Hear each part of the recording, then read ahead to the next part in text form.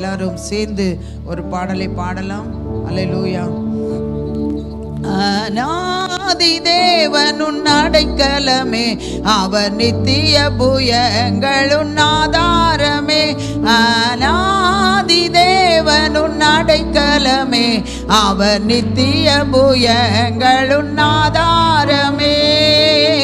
இந்த தேவன் என்றும் உள்ள சதா காலமும் நமது தேவன், மரண பரியந்தம் நம்மை நடத்திடுவா. அநாதி தேவனுன் அடைக்கலமே, அவர் நித்திய புயங்கள் ஆதாரமே. கருண்யத்தாலே இழுத்து கொண்டா தூய தேவன்பே, கருண்யத்தாலே இழுத்து கொண்டா தூய தேவன்பே. யுவனாந்திரத்தில் நயங்காட்டி உன்னை இனிதாய் வருந்தி அழைத்தார். யுவனாந்திரத்தில் நயங்காட்டி உன்னை இனிதாய் வருந்தி அழைத்தார். இந்த தேவன் என்றும் உள்ள சதா காலமும் நமது தேவன், மரண பரியந்தம் நம்மை நடத்திடுவா. அநாதி தேவனுன் அடைக்கலமே, அவர் நித்திய புயங்களுன் ஆதாரமே. வறண்ட வாழ்க்கை செழித்திடுதே தூய தேவருளா, வறண்ட வாழ்க்கை செழித்திடுதே தூய தேவருளா. நித்திய மகிழ்ச்சி தலை மேலிருக்கோ, சஞ்சலம் தவிப்போ ஓடிப்போ. இந்த தேவன் என்றும் உள்ள சதா காலமும் நமது தேவன், மரண பரியந்தம் நம்மை நடத்திடுவான். அநாதி தேவனுன் அடைக்கலமே, அவர் நித்திய புயங்களுன் ஆதாரமே. நல்ல கரங்களை தட்டி நாம் ஆண்டவருடைய வாக்குத்தத்தங்களை அறிக்கை பண்ணுவோம். ஏசாயா தீர்க்கதரிசன புஸ்தகம் 59வது அதிகாரம் 19வது வசனம். அப்பொழுது சூரியன் அஸ்தமிக்கும் திசை தொடங்கி கர்த்தரின் நாமத்துக்கும், சூரியன் உதிக்கும் திசை தொடங்கி அவருடைய மகிமைக்கும் பயப்படுவார்கள். வெள்ளம் போல சத்துரு வரும்போது ஆவியானவர் அவனுக்கு விரோதமாக கொடியேற்றுவார். உபாகமம் 28:12. ஏற்ற காலத்தில் உன் தேசத்தில் மழை பெய்யவும், நீ கையிட்டு செய்யும் வேலைகளை எல்லாம் ஆசீர்வதிக்கவும் கர்த்தர் உனக்கு தமது நல்ல பொக்கிஷ சாலையாகிய வானத்தை திறப்பார். நீ அநேக கடன் கொடுப்பாய், நீயோ கடன் வாங்காதிருப்பாய். நம்முடைய பிள்ளைகளுக்கென்று 54 ஏசாயா 13. உன் பிள்ளைகள் எல்லாரும் கர்த்தரால் போதிக்கப்பட்டிருப்பார்கள், உன் பிள்ளைகளுடைய சமாதானம் பெரிதாயிருக்கும். நம்முடைய குடும்பத்திற்கென்று 112 சங்கீதம். அல்லேலூயா. கர்த்தருக்கு பயந்து அவருடைய கட்டளைகளில் மிகவும் பிரியமாயிருக்கிற மனுஷன் பாக்கியவான். அவன் சந்ததி பூமியில் பலத்திருக்கும். செம்மையானவர்களின் வம்சம் ஆசீர்வதிக்கப்படும். ஆஸ்தியும் ஐஸ்வர்யமும் அவன் வீட்டில் இருக்கும். அவனுடைய நீதி என்றென்றைக்கும் நிற்கும். செம்மையானவர்களுக்கு இருளிலே வெளிச்சம் உதிக்கும். அவன் இரக்கமும் மன உருக்கமும் நீதியும் உள்ளவன். இறங்கி கடன் கொடுத்து தன் காரியங்களை நியாயமானபடி நடப்பிக்கிற மனுஷன் பாக்கியவான். அவன் என்றென்றைக்கும் அசைக்கப்படாதிருப்பான். நீதிமான் நித்திய கீர்த்தி உள்ளவன். இன்றைக்கு கர்த்தர் கொடுக்கிற வாக்குத்தத்தம் என்னாகமத்தின் புஸ்தகம் 25வது அதிகாரம் 13வது வசனம். என்னாகமம் 25:13.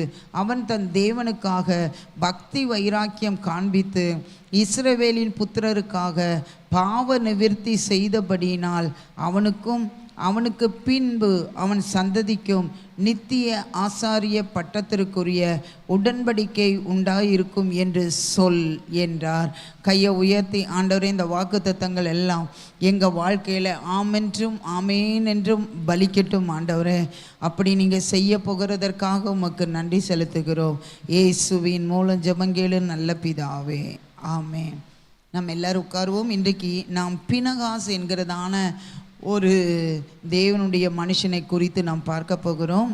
அருமையானவர்களே, என்னாமத்தின் புஸ்தகத்திலே நீங்கள் எல்லாரும் சொல்லி வாசிக்கிற ஒரு வார்த்தை சொல்லுவீர்கள், ஆண்டவரே இஸ்ரவேலை ஆசீர்வதிப்பதே உமக்கு பிரியம். இஸ்ரவேலுக்கு விரோதமான மந்திரவாதமும் யாக்கோபுக்கு விரோதமான குறி சொல்லுதலும் இல்லை. இந்த வசனத்தை சொல்லி எத்தனை பேர் ஜெபம் பண்ணியிருக்கீங்க? கை உயர்த்தி ஒரு அல்லேலூயா சொல்லுவோம். அல்லேலூயா. பீலேயாம் மூலமாக பாலாக் இஸ்ரவேலை சபிப்பதற்காக அவன் பாலாக்குக்கு பணம் கொடுத்து லஞ்சம் கொடுத்து அவன் என்ன செய்கிறான்? குறுக்கு வழியிலே இஸ்ரேல் ஜனங்களை தோற்கடிக்க மோவாப் ராஜா முற்படுகிறான். அவன் பல இடங்களிலே பலி செலுத்தி இஸ்ரவேலை சபிக்க சொல்லுகிறான். ஆனால் பீலேயாம் சொல்லிட்டான், கர்த்தர் சொல்லுகிற வார்த்தையை தான் நான் சொல்லுவேன், நானா அவங்கள சபிக்க முடியாது அப்படின்ட்டான். முதல் தடவும் அவன் பலி செலுத்தி இஸ்ரவேல் புத்திரரை காண்பிக்கிறான், அவன் ஆசீர்வாதமான வார்த்தைகளை. ரெண்டாவது முறை, மூன்றாவது முறை இப்படி ஆசீர்வாதமான, அதில் தான் இந்த வார்த்தைகள்லாம் வருகிறது. இஸ்ரவேலை ஆசீர்வதிப்பதே கர்த்தருக்கு பிரியம். தேவன் பொய் சொல்ல ஒரு மனிதன் அல்ல, மனமாற மனுபுத்திரனும் அல்ல. இஸ்ரவேலுக்கு விரோதமான மந்திரவாதம், யாக்கோபுக்கு விரோதமான குறி சொல்லுதல் இல்லை. இப்படி எல்லாம் ஆசீர்வாதமான வார்த்தைகளே பீலேயாம் சொல்லுகிறான். அதனால் அவன் அந்த பாலாக் ராஜா என்ன செய்கிறான்? அவன் இவன் மேலே கோவப்பட்டு இவனை அனுப்பி விடுகிறான். அப்பொழுது பீலேயாம் என்ன செய்கிறான்? அவன் இவனுக்கு நிறைய பணங்கள்லாம் தருகிறேன் என்று சொல்லியும் அவனால் அவங்கள சபிக்க முடியாததினாலே அவன் ஒரு தந்திரமான காரியங்களை அவர்களுக்கு சொல்லிக் கொடுக்கிறான். இஸ்ரேல் ஜனங்களை நீங்கள் நேரடியாக தோற்கடிக்க முடியாது, அவர்கள் தேவன் அவர்களோடு கூட இருக்கிறார். ஆதலால் அவர்களை உங்களுடைய பெண்களோடு நீங்கள் என்ன செய்யுங்கள்? அவர்களை விருந்துக்கு கூப்பிட்டு அவர்களை குடிக்க வைத்து உங்களுடைய பெண்களோடு கூட அவர்களை விபச்சாரம் செய்ய வையுங்கள். உங்கள் பெண்களை அவர்கள் திருமணம் பண்ணும்படியாக செய்யுங்கள். அப்பொழுது தேவ கோபம் அவர்கள் மேல் வரும். நீங்கள் சபிக்க வேண்டாம், நான் சபிக்க வேண்டாம், அவர்கள் தேவனே அவர்களை சபித்து விடுவார் என்று ஒரு துர் ஆலோசனை சொல்லுகிறான். அதெல்லாம் நாம் இதிலிருந்து கற்றுக்கொள்ளுகிற ஒரு பாடம், எப்பொழுதுமே அவ்விசுவாசிகளோடு நம்முடைய பிள்ளைகளுக்கு திருமணம் செய்யவே கூடாது. என்னைக்கினாலும் அது நமக்கு பிரச்சனைகளை தான் கொண்டு வரும், கர்த்தருடைய கோபத்தை தான் கொண்டு வரும். அல்லேலூயா. அதே போல் நாம் ரொம்ப ரட்சிக்கப்படாத நபர்களுக்கு கூட நம்ம ரொம்ப ஃப்ரெண்ட்ஷிப் வைக்கக்கூடாது. அல்லேலூயா. ஃப்ரெண்ட்ஷிப் வைக்க வேண்டும், நெருக்கமான ஃப்ரெண்ட்ஷிப் வைக்கக்கூடாது. திரும்ப திரும்ப நான் இதை ஏன் ஒவ்வொரு முறையும் சொல்லிக்கொண்டே இருக்கிறேன்? அந்த மாதிரி காரியங்கள் வரும்போது நாம் இதிலே ஜாக்கிரதையாக இருக்க வேண்டும். எப்படி இஸ்ரவேலை ஆசீர்வதித்ததான கர்த்தர் அவர்கள் பாவம் செய்யும் போது அவர்களை தண்டிக்கிறார். இங்கு பாருங்க, 25ஆம் அதிகாரம் 1ஆம் வசனம். இஸ்ரவேல் சீத்திமிலே தங்கியிருக்கையில் ஜனங்கள் மோவாபின் குமாரத்திகளோடு வேசித்தனம் பண்ண தொடங்கினார்கள். அவர்கள் தங்கள் தேவர்களுக்கு இட்ட பலிகளை விருந்துண்ணும்படி ஜனங்களை அழைத்தார்கள். ஜனங்கள் போய் புசித்து அவர்கள் தேவர்களை பணிந்து கொண்டார்கள். இப்படி இஸ்ரவேல் பாகால் பெயரை பற்றி கொண்டார்கள். அதனால் இஸ்ரவேல் மேல் கர்த்தருடைய கோபம் மூண்டது. ஒருபோதும் நாம் விக்கிரகத்துக்கு படைக்கப்பட்டவைகளை சாப்பிடக்கூடாது. அதை படைக்கிறதுக்கான ஒரு விழா அவர்களுடைய வீட்டில் இருந்தால், உங்களுக்கு நாங்கள் அதிலெல்லாம் சாமி கும்பிடாத ஒரு சாப்பாடை எடுத்து வைக்கிறோம் அப்படின்னு சொன்னாலும் நாம் அதிலே பங்கு பெறக்கூடாது. அவர்கள் செய்கிறது எல்லாம் அதற்காகத்தான் செய்கிறார்கள், அதனால் நாம் பங்கு பெறக்கூடாது. அடுத்தது நான் சொன்னது தான், விக்கிரகத்தை வழிபடுகிற அல்லது ரட்சிக்கப்படாத ஆண்டவர் கிறிஸ்தவர்களாக இருந்தாலும் ரட்சிக்கப்படாதவர்களோடு நம்முடைய உறவுகளை நம்முடைய பிள்ளைகளுக்கு வைக்கக்கூடாது. அருமையான தேவனுடைய பிள்ளைகளே, ஆண்டவர் எத்தனை முறை சபிக்க வந்தாலும் ஆசீர்வதித்த தேவன் இந்த 2 பாவம், பழைய ஏற்பாடு முழுவதும் பார்த்தால் 2 பாவத்துக்கு தான் கர்த்தர் தண்டிக்கிறார். முழு வேத வசனத்தை நம்ம வாசித்தால், ஒன்று விக்கிரக ஆராதனை செய்ததற்கு, 2வது ரட்சிக்கப்படாத ஜனங்களோடு, தேவன் தெரிந்து கொள்ளாத ஜனங்களோடு திருமணம் பண்ணுகிறது, உறவு வைக்கிறது, வேசித்தனம் பண்ணுகிறது. இது ஆண்டவருக்கு பிடிக்காத காரியம். அதை பீலேயாம் சொல்லி இவர்களை வஞ்சகமாக நடத்தி இவர்கள் அவர்களோடு கூட உறவு கொள்கிறார்கள். அந்த விக்கிரகத்திற்கு பலியிட்டதை சாப்பிடுகிறார்கள். அப்பொழுது தேவனுடைய கோபம் 3ஆம் வசனத்திலே மூண்டு எல்லாரையும் ஆண்டவர் அழித்து போடுகிறதை பார்க்கிறோம். வாதை அங்கு தொடங்குகிறதை பார்க்கிறோம். அப்பொழுது 5ஆம் வசனத்தை எல்லாரும் வாசிங்க.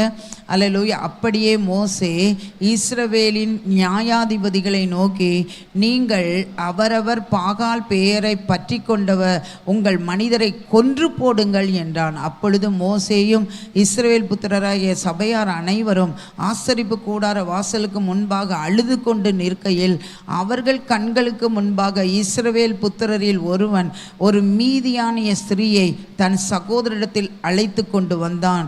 அதை ஆசாரியனாகிய ஆரோனின் குமாரனான எலியேசரின் மகன் பினகாஸ் கண்டபோது அவன் நடுச்சபையிலிருந்து எழுந்து ஒரு ஈட்டியை தன் கையிலே பிடித்து இஸ்ரவேலனாகிய அந்த மனிதன் வேசித்தனம் பண்ணும் அறையிலே அவன் பின்னாலே போய் இஸ்ரவேல் மனிதனும் அந்த ஸ்திரீயுமாகிய இருவருடைய வயிற்றிலும் ஈட்டி உருவ போக அவர்களை குத்தி போட்டான். அப்பொழுது இஸ்ரவேல் புத்திரரில் உண்டான வாதை நின்று போயிட்டு அந்த வாதையால் செத்தவர்கள் 24,000 பேர். கர்த்தர் மோசேயை நோக்கி, நான் என் எரிச்சலில் இஸ்ரவேல் புத்திரரை நிர்மூலமாக்காதபடிக்கு ஆசாரியனாகிய ஆரோனின் குமாரனாகிய எலியேசரின் மகன் பினகாஸ் என் நிமித்தம் அவர்கள் நடுவில் பக்தி வைராக்கியம் காண்பதினால் இஸ்ரவேல் புத்திரர் மேல் உண்டான என் உக்கிரகத்தை திருப்பினான்.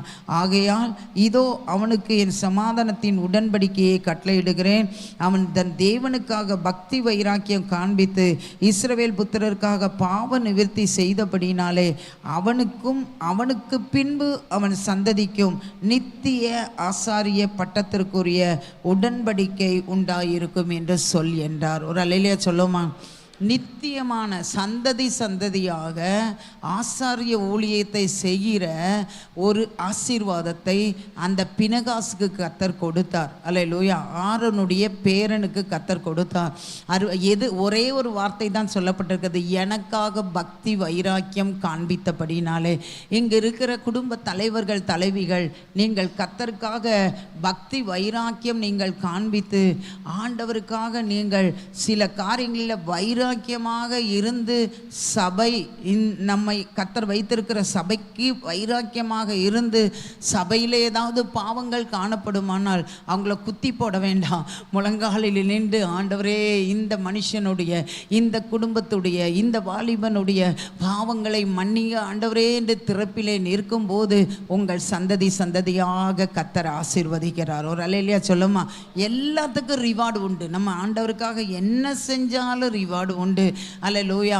அவன் எத்தனையோ எலியேசருடைய பிள்ளைகள் மற்ற பிள்ளைகள் இருந்தாலும் இந்த பினகாஸ் அல்லேலூயா ஆசரிப்பு கூடாரத்துக்கு முன்பாக நின்று கொண்டிருக்கும் போது இவர்கள் 2 பேரும் போகிறதை பார்த்து உருவ குத்தினபடினாலே ஆண்டவர் வாதையை நிப்பாட்டினார். நிறைய பேர் அழிக்கப்படாமல் பாதுகாத்து கொள்ளப்பட்டார்கள். அருமையான தேவனுடைய பிள்ளைகளே, நம்முடைய சபையிலே யார்ட்டையாவது பாவங்கள், இப்படிப்பட்ட வேசித்தனம், விபச்சாரம் அல்லது வேற ஏதாவது பாவங்கள் இருக்குமானால் நாம் அதை மற்றவர்களிடத்தில் சொல்லாதபடிக்கு நாம் போய் அதை திறப்பிலே நின்று நாம் ஜெபித்தோம் என்றால் ஒன்று அவர்களை கர்த்தர் மனம் திரும்ப செய்வார். இல்லாவிட்டால் சபைக்கு இடைஞ்சலாக இருக்குமானால் அவர்கள் சபையை விட்டு எடுத்து போடுவார். ஆனால் நாம் செய்தது மனிதர்களுக்கு தெரியாமல் இருக்கலாம், நாம் விண்ணப்பம் பண்ணினது மனிதர்களுக்கு தெரியாமல் இருக்கலாம். ஆனால் பரலோகத்தின் தேவனுக்கு தெரியும். அவர் உங்கள் சந்ததியை நித்தியமாக கர்த்தருக்கு ஊழியம் செய்கிறவர்களாக, கர்த்தருக்கு பக்தி வைராக்கியம் உள்ள பிள்ளைகளாக கர்த்தர் மாற்றுவார். எத்தனை பேர் ஆமேன் சொல்லுகிறீங்க? பாஸ்டர் இடத்துல ஆண்டவர் ஒரு கேள்வி கேட்டாங்களா ரட்சிக்கப்பட்ட பிறகு, நீ எனக்காக வைராக்கியம் பாராட்டினால் நான் உனக்காக வைராக்கியம் பாராட்டுவேன் என்று. அல்லேலூயா. அவர்கள் சொன்னார்கள், ஆண்டவரே நான் உமக்காக வைராக்கியமாக இருப்பேன் ஆண்டவரே என்று சொல்லும்போது ஆண்டவர் சொன்னார், உன் வாழ்க்கை முழுவதும் நான் உனக்காக எல்லா காரியத்திலும் வைராக்கியமாக இருப்பேன் என்று சொன்னார்.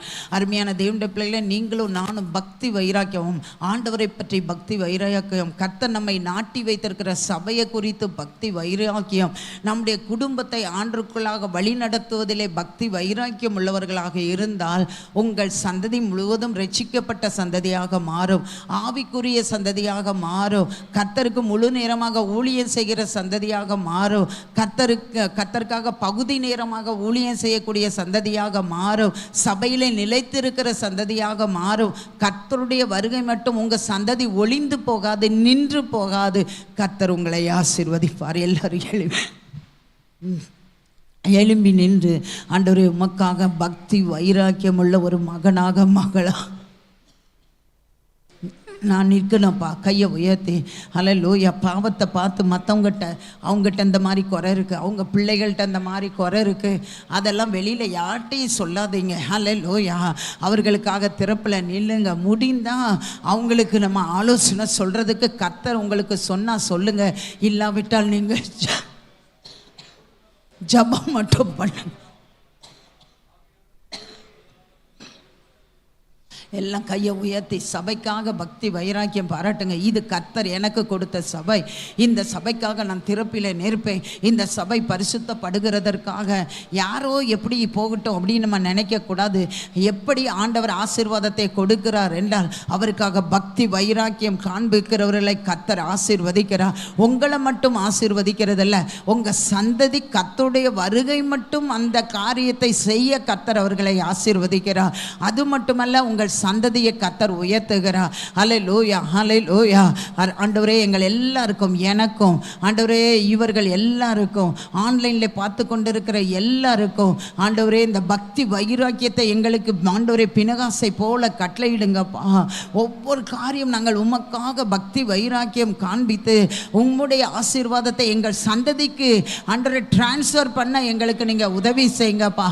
எங்களோடு உங்கள் ஆசீர்வாதம் நின்று போகக்கூடாது, சந்ததியாக அது டிரான்ஸ்ஃபர் ஆகணும். ஆண்டவரே கர்த்தர் அப்படிப்பட்ட கிருபையை கர்த்தர் செய்வீராக ராஜா. நம்ம மத்தியில் இருக்கதான தம்பி ஏசுதாஸ்க்காக ஜோமனும் இன்றைக்கு புதிய ஆண்டிலே அவர் பிரவேசித்திருக்கிறார். வடிவு சிஸ்டருடைய மூத்த மருமகனுக்காக ஜோமனும், டேனியல் தம்பிக்காக அவரும் புதிய வருஷத்தில் பிரவேசிக்கிறார். கையை உயர்த்தி இந்த 2 பேரையும் ஆசீர்வதிக்கணும். தம்பி டேனியலுக்கு சுகம் இல்லை என்று சொன்னார்கள், அவருக்கு நல்ல சுகத்தை கொடுக்கணும். இந்த வருடத்தில் அவர்கள் பக்தி வைராக்கியம் உள்ளவர்களாக இருந்து அவருடைய சந்ததிக்கு டிரான்ஸ்ஃபர் பண்ணணும், ஆசீர்வாதத்தை டிரான்ஸ்ஃபர் பண்ணணும். ஹல்லேலூயா. கர்த்தருடைய ஊழியத்தை டிரான்ஸ்ஃபர் பண்ணணும். ஆண்டவரே இந்த நாள் பிறந்த நாள் திருமண நாளை நினைவு கூறுகிற தம்பி ஏசுதாஸுக்காக, தம்பி டேனியலுக்காக ஜெபிக்கிறோம். இன்னும் யார் யார் பிறந்த நாள் திருமண நாளை நினைவு கூறுகிறார்களோ அவர்கள் எல்லாரும் ஆண்டவரே உமக்காக சபையில் பக்தி வைராக்கியம் உள்ளவர்களாக இருந்து, உமக்காக வைராக்கியம் உள்ளவர்களாக இருந்து, ரட்சிக்கப்படாத ஜனங்களுக்காக அவர்கள் ரட்சிப்புக்காக வைராக்கியம் உள்ளவர்களாக இருந்து, அவர்களிலிருந்து உங்கள் ஆசீர்வாதம் அவருடைய பிள்ளைகளுக்கு சந்ததியாக கடந்து செல்ல உங்கள் நாமத்தினாலே இவர்களையும் அவர்களையும் ஆசீர்வதிக்கிறேன் அப்பா. இவர்களுக்கும் பிறந்த நாள் திருமண நாளை நினைவுகூறுவர்களுக்கும் நல்ல சுகம், நல்ல பலன், நல்ல தீர்க்காயுசை கட்டளையிடுங்க. இந்த நாள் உம்முடைய வருகை இருக்குமானால் எங்களை பரிசுத்தப்படுத்தி எடுத்துக்கொள்ளுங்க. இல்லாவிட்டால் இந்த நாள் உம்முடைய பிள்ளைகள் செய்கிற வேலைகள், தொழில்கள், வியாபாரங்கள், பிள்ளைகளுடைய படிப்பு ஆண்டவரே எல்லாவற்றிலும் ஆசீர்வாதத்தை கட்டளையிடுங்க. சிபிசிக்கு இன்றைக்கு ஆண்டவரே அப்பா எக்ஸாம் ஆரம்பிக்கிறது, அவர்களுக்கு நல்ல ஞானத்தை கொடுத்து எல்லாரும் நல்ல எக்ஸாம் எழுதி நல்ல மதிப்பெண்கள் பெறட்டும். சிலருக்கு ப்ராக்டிக்கல் நடந்து கொண்டு இருக்கிறது, மெட்ரிகுலேஷனுக்கு, அவர்கள் எல்லாருக்கும் நல்ல ஞானத்தை கொடுத்து நல்ல மதிப்பெண்கள் பெற உதவி செய்யுங்க. உம்முடைய நாமத்தினாலே எங்கள் எல்லாரையும் ஆண்டவரே சபையில் உள்ள எல்லாரையும் ஆசீர்வதிக்கிறோம். உம்முடைய கரம் தொடர்ந்து ஆளுகை செய்யட்டும். இயேசுவின் மூலம் ஜெபங்கேளு நல்ல பிதாவே, ஆமென். என் ஆத்துமாவே கர்த்தரை ஸ்தோத்திரி, என் ஆத்துமாவே கர்த்தரை ஸ்தோத்திரி, அவர் செய்த சகல உபகாரங்களையும் மறவாதே.